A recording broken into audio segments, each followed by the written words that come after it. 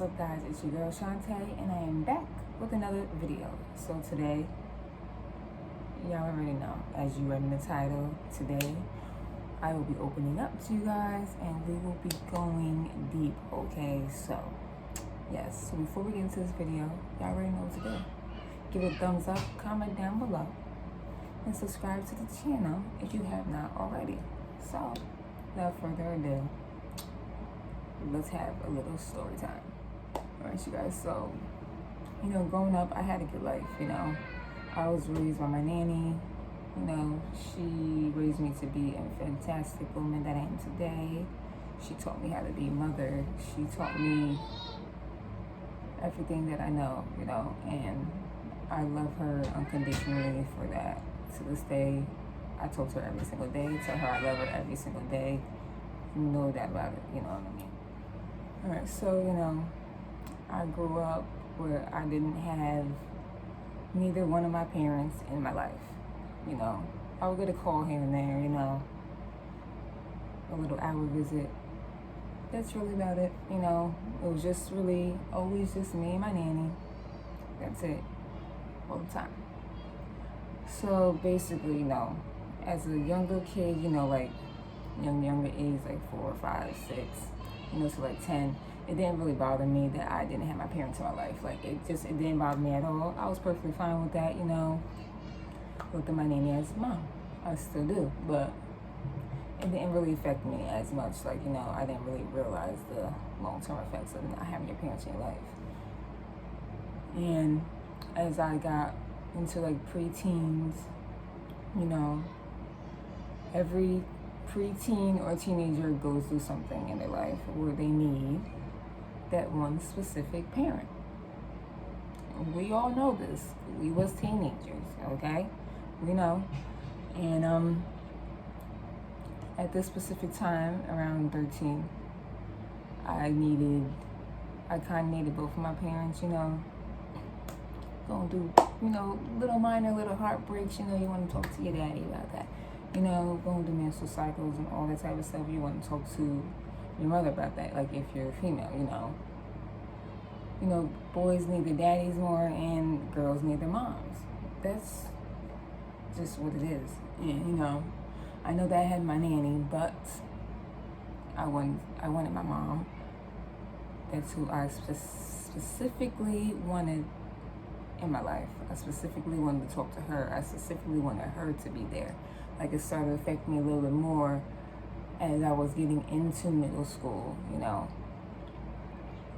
talking to like my other friends in school, me and my mom went to go get our nails done, or me and my mom went out to go eat, my mom sat down and talked to me about, this and that and the third, and when I'm saying it, it's like, me and my nanny did this. And then it started to kick in where it was just like, everybody else is doing stuff with their mothers. And I don't even get that one moment to do anything with her or even with my dad. So it started making me feel a little bit sad inside. And I didn't really let it take over too much. But then certain kids in school would actually pick on me. And, I'm very shy. I'm a shy person. Everybody does like me, I don't come off like that towards people whatsoever. That's not how my nanny raised me. I was raised to, you get respect, have manners, always. And I wasn't that type of person that ever liked to pick on people, because just like my nanny told me, if you have nothing nice to say, don't say it at all, just keep moving. Smile and keep it pushing, keep moving. That was me. That was my go-to. When I walked in the room, I would always smile. I'll say hi and I keep moving. If I don't really like you, then I'm not even gonna look your way. I'm just gonna keep it going, because I don't have nothing nice to say to you. But some other kids, probably weren't raised that way. Everybody isn't nice. Of course, that's life. You know what I mean? And like I said, in school, especially middle school, like, I was actually being bullied. I didn't say nothing about it. I kept it to myself. Kept it inside. And I was bullied about being small, being skinny, but I didn't really let that get to me too much, because I had family members picking on me for being a small, skinny girl. Like, it is what it is. God made me this way. I don't really care. You know? But then I started actually getting picked on because I didn't have a mother and a father. And they actually, like, certain kids in my school actually didn't have a mother and a father, or didn't have, like, a father or their mother in their life. But I was, like, you know, it just started to affect me more. I don't know, it was because I was a girl, and it just was like, I really wanted my mom. But I remember, like, two kids, obviously, we was kids. They had called me, like, a bastard child because I don't have my mother or my father in my life. And that kind of hurt me, you know. I went home that day, I was upset. But when I walked through the door, I didn't show it on my face. I just had a smile on my face, just left it be. I didn't tell my nanny, I didn't tell nobody in my family whatsoever that these kids had said this to me, you know. And like almost like every other day, I would be getting picked on because I didn't have my parents. For some reason, like, I don't know what it was, but it's just like, you know, it's cruel to do that to somebody, especially if you have parents. Why are you gonna do it to somebody else that doesn't have that pleasure of having their parents in their life? Like, you know, you don't know how hard it is to not have neither one of your parents, or not have at least one of your parents in your life. It's difficult, you know, and certain people will understand, and certain people won't understand. So basically, you know, I was the girl that I always did excellent in school. My report cards was always great, you know, I always passed every class. I literally had like 2 books of awards that my nanny made for me that I had received throughout my years in school. You know, I was in chorus, you know, I tried out band, I tried out different things. I always tried to do good, and me trying to do good, it was for myself, it was also for my nanny, but also it was so that I can see my parents, that I can get their attention. And, you know, maybe that wasn't, you know, I shouldn't even have tried to get their attention, I should just left it be. But I just wanted to get their attention, you know. I wanted them to be like, oh, look at my baby girl, she's doing so fantastic. Them to come, give me a hug, you know, what you see other parents doing with their children, okay? And, you know, I didn't get that, even when I was doing good in school. I was doing excellent when I went into middle school. And most, you know, when you first start middle school, you know, you start acting out a little bit. But I was doing really, really good in that grade, starting middle school. You know, you would think that, oh, my parents would acknowledge that. No, they did not acknowledge that. And so basically it kind of like really hit me like, if I'm doing, actually guys, it was the one day that it really hit me was when I was in 6th grade. In 6th grade for me at that time, in that year, it was actually like in elementary school. It wasn't in middle school. My middle school was 7th and 8th grade. So like in 6th grade, I remember I was actually invited to an award ceremony for, you know, getting an award. Certain kids were invited. And, you know, not everybody in my class was invited, but a lot of kids was there, you know, to get awards. I only thought that I was only going to get like 1 or 2 awards tops, you know, like the honor roll award. That's really all I thought I was going to get, in the attendance award. Something simple. And, you know, my nanny did call my mom and she called my dad to come because, you know, it's like before I'm about to get into middle school and I really wanted them there, and I explained that to her, so she actually invited them. And, you know, I got dressed up and everything for this day. And I remember like when they called my name the first time to get an award, you know, I looked into the audience. You know, everyone's clapping, of course. My nanny's excited that I'm getting the awards. You know, my aunt was actually sitting next to her because my cousin was actually there as well. She was in the same grade as me. So my aunt was cheering me on. She was like, yes, so was my cousin, like, yes, you go ahead. And I woke up, but then I looked into the crowd, thinking that I'm going to see my parents there. No, I didn't see them there. But I just let that go. So I'm just like, okay, it's just the first award. It just started. You know what I mean? This ceremony just started. So, they probably going to come halfway through. I'm getting hyped and excited. They're going to come halfway through. I get called for a second award. Still looking to the audience. They still not there. I got called for about 6 awards that day. And not one time did I see my parents in the audience. Later on, my mom actually came later on when it was over with. She came. And, I was happy to see her, yes. But I was disappointed because why are you coming at the last minute? Why are you coming when it's all over with? You didn't come to even see me get up for all these awards that I received. I was kind of pissed off, but I didn't want to show that because my nanny would not like me to do that, and I would not be disappointed in her. I didn't want to, but yeah, my nanny actually pulled her to the side and just told her, if you was gonna show up this late, you should never have showed up at all. You should just left it be. So around 13, 14. It started kicking in a lot that I didn't have my parents in my life. It just really started kicking in a whole lot more. Like, just my surroundings, it just really started to hit me. All the good that I would do, besides people outside, certain family members wouldn't even acknowledge how good I was doing at all. They wouldn't acknowledge it. And it's all right that they didn't because, I wasn't their child or whatever. But, other family members, other nieces and nephews, they acknowledged it. But with me, it wasn't acknowledged. It was just blew past their heads oh, okay, that's great. But when other nieces and nephews did good things, they get hugs and praises and all that. But me, I'm just looked at that's just a little white girl. She did good. Wow, okay, who cares? That's how I felt. Yes, I did.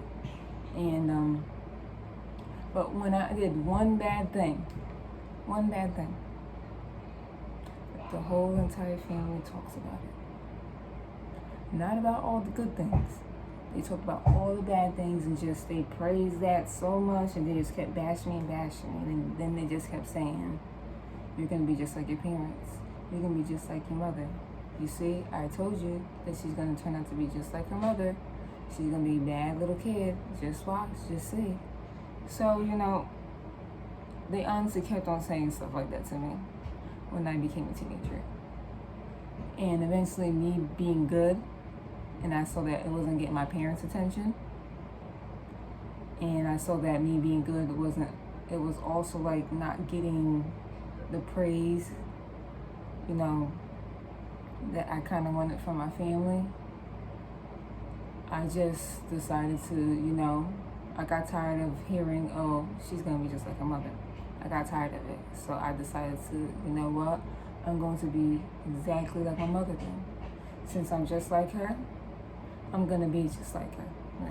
And, my nanny always said that I wasn't like her. She always said I was different. My mother always said that I wasn't like her. She always said that I was different from her and that I'm going to go further than her, But I let all these millions of people, not even millions of people, but you know what I mean. I let all these other people just affect me instead of just listening to two people that was more important telling me that I wasn't this way. So like I said, I decided to be like that. And eventually I just had enough. And I remember one day, I forgot what had happened, but I had got blamed for something that I didn't even do. And I waited till my nanny went to sleep. I packed my bag and I crawled out my bedroom window. And, I had saved up money so I could catch a cab. I literally, like I tell you, I climbed out my window because I was tired of everybody. I started to feel misunderstood. Nobody was understanding me. Nobody seen that I was hurt whatsoever. Nobody saw that I started becoming depressed. Like, I became depressed to the point where I stopped going outside. I stopped caring about myself. I was a girl that was always outside. I love nature. I was always outside getting fresh air. When my friends call me, come outside, let's sit outside by the basketball court. Okay, let's sit outside together. You know, I told my name before I go outside, but we're always outside together. I'm always getting fresh air. I'm not the person that would sit inside the house and play her video game or just sit there. If I'm inside the house doing something, I'll play the video game for like 20 minutes. I might pick up a book and read it. Half the time I'll probably pick up a book and read. But I'd rather go outside to get fresh air, to get exercise, and, you know, just rather do that. But I became such a mute. For like 4 months, I became a complete mute where I didn't even go outside with my friends. I told them, no, I'm not coming outside. I became miserable. I started becoming insecure with myself. And I started to feel worthless, unworthy. I started to hate myself. Really, really bad. To the point where I didn't want to be alive no more. And I would always pray to God at nighttime, and I was just asking, why did you bring me into this world for? If nobody's going to love me, if nobody wants me, why did you let me be born? You should have just took me up into heaven with you, instead of just let me be born into a world that's so cruel, where nobody understands me, where nobody wants me, where I'm a burden. That's how I felt. And nobody seen it. Nobody seen the signs of my depression. I could have spoken up. I should have spoken up. But I had family members in my face almost every day. And they didn't see that there was something wrong with me. They didn't see it whatsoever. My friends seen it, but my family members that was close to me, adults, didn't see that there was something mentally and physically wrong. And that's what hurt the most. And like I said, so I got on the train. I got a cab. I got on the train and I went to Grand Central. And within an hour later, you know, my nanny is actually calling my phone. Like back to back, she's calling my phone and I'm not answering it. I'm not even just pressing decline. I'm just letting it ring. Like, listen, the phone done dropped somewhere. Sis, I don't know, the phone dropped somewhere. That's how I was feeling. And then my mom called. And like I told you guys, I was doing good so I get my parents' attention. So I really decided to become bad to get their attention, to see if that would get the attention. Okay? That's what I did. And, you know, my mom calls me, and I wasn't going to answer the phone at first, because I was beyond pissed off. I was hurt. You know. But I just decided to answer. The second time she called, I answered the phone. And I talked to her. And I was crying. The whole entire time on the phone with her, I was crying. Like, non-stop crying. She's telling me to calm down, but I couldn't calm down because I was hurt. And nobody understood my hurt. Nobody acted like they understood my hurt. It was just, I was just supposed to be a go-lucky person, just supposed to be perfectly happy. And that's not the way that it was for me. And, so, she just told me, just try to calm down. Where are you at? I will come to you right now. But I will bring you home. And if you want, I will stay with you and Nanny, so that our bond can grow and that we can feel, you know, get our bond up. And that's what I was like, okay, Mom, you promise? She said she promises. So basically, you know, my nanny kept calling. I didn't answer my nanny still. And then the people, you know, I'm a deer in headlights. I'm from a small town in New York, okay? I'm not from the city. I have been to the city, but I do not live in the city, okay? The city's like a big, humongous place for me. Like, oh my God, you know, like, so yes, I was a deer in headlights. I was 14 years old. Only had $100 in my pocket. Come on. You know, $100 went a long way then, but $100 is really nothing, to be completely honest with you. $5 is nothing. But, you know, the security guards, obviously they knew, like, this girl don't belong out here. Because, you know, I'm asking, like, oh, what train goes to this place? Like, you know what I mean? So they pulled me in the back.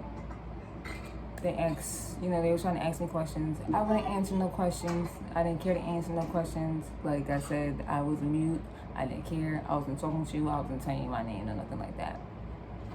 But then, like 5 to 10 minutes later, I started feeling bad because my nanny kept calling my phone. And I just told them my name because I wanted to go home. Honestly, like, you know, I wanted to go home. This was about like 3-4 o'clock in the morning time. And, you know, they called her and they're like, you know, we have your daughter here. So what would you like us to do, ma'am? You know, she could have easily said, just send her away. But that's not what she did. She said, just hold her right there because I am on my way to come and get my daughter. This is my nanny. You know, she came with my uncle and my aunt. And, you know, my nanny gave me like the biggest hug ever. My aunt and uncle gave me the biggest hug ever, you know. And as I got in the car, and I tell you I had a lecture of a lifetime, I had a lecture of a lifetime, okay? Yes, I did. The whole entire ride I had a lecture. But I wasn't crying. Like, I felt bad, but I didn't feel bad. Like, I was very selfish at that moment. I just didn't care. Like, I wanted to go home, but my mama said that she's coming and that she's gonna take me so that I can be with her. So that's the only reason why I'm coming home is because my mama said so. This type of state of mind that I was in at that time. And, you know, I was just getting yelled at the whole entire time, you know. I was gonna get a beating and all that, you know. And my nanny just stopped my uncle and my aunt, and she just turned around. She was in the front seat, and she turned around. And you could just see her eyes, like, bloodshot red, tears come down her cheeks, and she was just like, why would you do that to yourself, to me? Why would you do that knowing that I love you? And then she just started breaking down in tears. And like I said, not even me getting yelled at by my aunt and uncle, that didn't really make me cry. Me seeing my nanny's face is what made me break down. Because in that moment, I knew that I messed up. I knew that I messed up. And that I shouldn't have done what I did. And when we got home, you know, my mom wasn't there since we got home because, of course, it's like 5 o'clock in the morning time now. Like, you know, my mom was working. But after she got off from work, she did come and she did stay with us. Now, my mom asked why I did it, face to face, and I told her why. And she told me to tell my nanny, and I told her. No, she told me to tell my nanny, and then she also asked me how come I didn't say nothing. And I explained to her I didn't say nothing because I thought that I could just get over it. But obviously, I didn't. Obviously, I did what I did, right? And then I also told her, like, you know, it's because I wanted both my parents in my life, and it was like both my parents were just ignoring me, like I'm just nothing. And I didn't want to say nothing because I did not want to hurt my nanny's feelings, like she wasn't doing good enough. I didn't want her to feel like that, like, oh, I'm not doing good enough for you, you know, I took you in. I didn't want her to feel like that. And that's why I didn't say nothing to her at all about this. Because I didn't want to hurt her feelings. I didn't want to have her cry or anything like that because my nanny did everything for me. She stopped her life for me. And I'm beyond grateful for that. Now, you know, my mom talked to my nanny about it. You know, my nanny eventually sat down with me and she just told me, like, you could have just told me, I wouldn't have been mad. You know, I know that you love me, but I know that you need your parents in your life. Every kid needs their parents in their life. And your parents should be here for you. So you have all rights to feel that way, but you didn't have to go as far as you did. And I understood that when she sat down and talked to me face to face. And then one of my older cousins that I see as my uncle came to visit me, and then he said to me, like, I knew that something was wrong with you because, and I didn't say nothing because I wanted you to come to me. I didn't want to just approach you on it and then I was wrong. I wanted you to approach me, as a young lady. And he was like, I could tell that something was wrong because every time you walk into the room, you always light up the room with your smile, with your energy, with your vibe, your aura. It's just off the charts. But for the past couple months, when you walk into the room, it's just like there's a dark shade over you. And you can tell in your eyes that there's just something that's wrong with you. And, he was on point because that's the truth. That's how I felt. And he just gave me a hug. I broke down and cried to him and told him what was going on. He also talked to my nanny, and he was just like, whatever the family members say about you or anybody else, you have to ignore that. You have to do what's right. Don't believe what they're saying because they're going to say whatever they want to say about you because that's what they do. They act like they're perfect. Let them talk. But you have to know in your mind to do right because you are not that type of person. And, that's when it kind of got to me. And then when I talked to my nanny again, we would talk a lot more. And, when I did like really, really sit and explain to her exactly how I was feeling, I broke down in tears and explained everything. She was like, I understand. And, you should explain to your aunt and your uncle why you had did this so that they can understand and not be so mad at you. And all right, guys, listen. Just what I'm telling you guys, I told my nanny when she told me that I should explain to them why I did this and apologize to them. What I told her was, I'm not apologizing to them. I'm not explaining myself to them. I'm not. Why? They're not my parents. You're my parent. Only person I need to explain myself to is you and God. That's the only two people who I need to explain myself to. I'm not explaining myself to nobody else. They're not the ones raising me. They're not the ones that I immensely hurt. I immensely hurt you, the person that's raising me, the one that is my mom. Okay? The one that took me in. That's the only person I gotta explain myself to. I'm not explaining myself to nobody else. Point blank, period. That's just how it was. And, she actually understood that. She was just like, you know what, you're right. You don't have to explain yourself to them. And guess what? I didn't. Because at the end of the day, I know that they love me, yes, but I hurt my nanny. That's what I have to explain myself to. And again, God. That's the only two people I have to explain myself to. I'm not explaining myself to nobody else. Well, guys,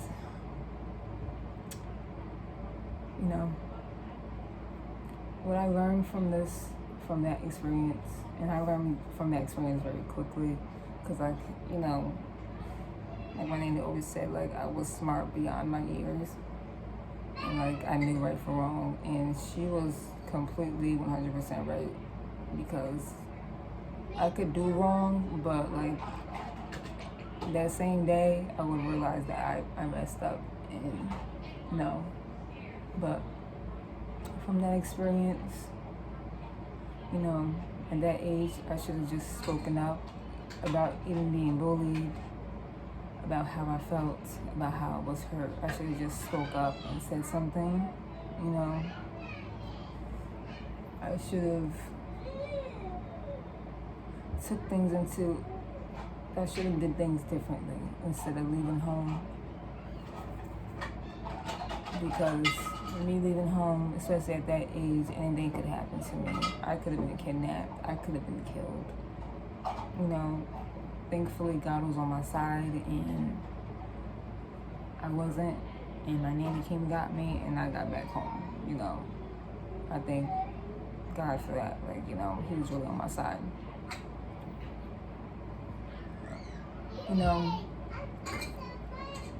the way that I was feeling is the way that I was feeling.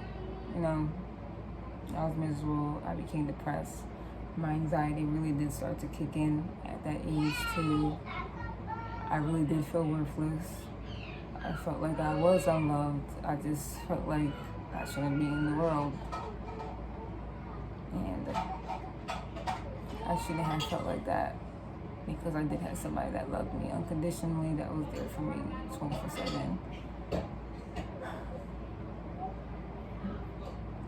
But, you know, I learned that, you know, not everything's perfect. You know, you're gonna go through your ups and your downs. Things are gonna happen. Nobody in the world is perfect. You know, I'm perfectly unperfect. I'm not perfect. And that's just, it is what it is. Nobody is. And whoever thinks that they are, then there's really something wrong with you. Because God didn't make you perfect at all whatsoever. You know, I wish that somebody would have reached out to me and would have just asked me what's wrong. You know, I feel like somebody could have did that, and also I should have spoke up.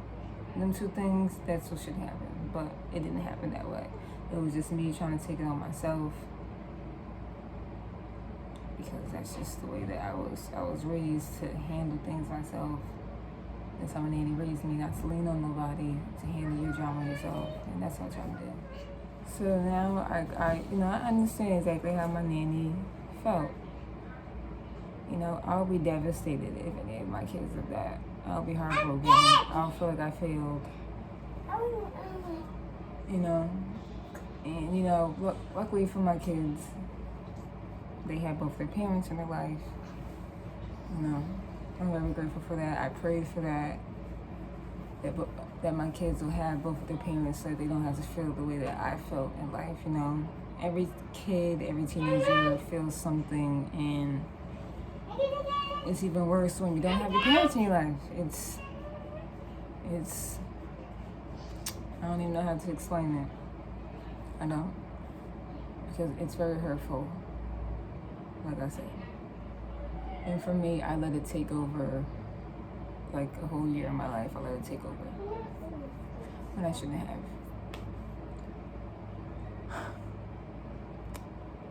But you know, everybody goes through something, right? And for those that didn't have neither one of their parents, or only had one parent, I know that it hurts.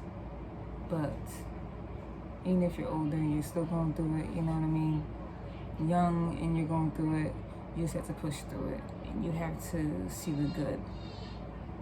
You have to always think positive. Don't think that you're unworthy or you're worthless, or that you shouldn't be on this earth. Because if you shouldn't have been in this world, then God wouldn't have let you be. Point blank, period. You know, you're here for a reason, okay? You're a shining star. All of us is. All of us are shining stars, you know? And that's just basically it. But I don't want anybody to ever have to feel the way that I felt at all, you know? Because it's hurtful. And you just don't want to go through that. Because nobody can understand how it feels to be in that position, to be... Some people will, some people won't, you know what I mean? And I really wanted to open up with you guys and really, you know, just tell you about my past, you know what I mean? At that point in time, I was very selfish and selfless. And now I'm not. I was 14 years old at that time. I am now 28 years old, about to be 29. I still don't know everything. Of course I don't. I will not ever know everything. But you know, I grew from that situation, and I know right from wrong. And I'm not gonna hinder on that situation, you know. But there is certain people, okay, in my family that will still hinder on that situation. That's today's story, guys. So hope that you enjoyed this video. I hope that you guys appreciate me opening up to you guys, you know, because it's kind of hard to talk about stuff like this. I have a lot of past stories that I can talk to you guys about, that I will talk to you guys about and tell you about in another story time. So make sure you guys give this video a thumbs up and just comment down below some encouragement. You know, I am actually past the whole not having my parents thing. You know, I grew past that. I forgave. I'll never forget, but I forgave because it helped me move on. It helps me become a stronger woman for myself and for my kids. Okay, it's not good for your health to be holding on to past traumas or situations that have happened. It's not good for your health whatsoever at all. And, you know, I'm a fantastic woman today. I'm a mother of 4 and I had another baby on the way. I'm very blessed and grateful that I am still here today for my babies. That's all that matters, you know. So like I said, give it a thumbs up, comment down below, and subscribe to the channel so you don't miss a video whenever I upload. Click that bell. Alright guys, so you guys stay safe out there, stay beautiful, stay blessed, and just hold your heads up high and keep on pushing for the stars. You guys got this.